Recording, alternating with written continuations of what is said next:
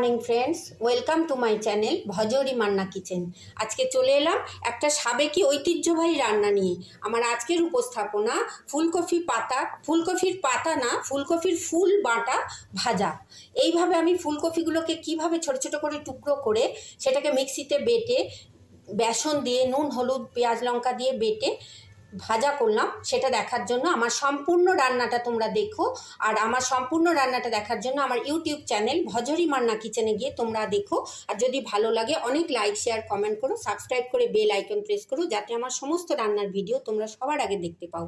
গরম ভাত দিয়ে, পরোটা, লুচি বা পোলাও দিয়ে এই রান্নাটা তোমরা খেয়ে দেখো। একবার ঘরে অন্তত বানিও আর কমেন্ট বক্সে লিখে জানিও কেমন লাগলো। ধন্যবাদ।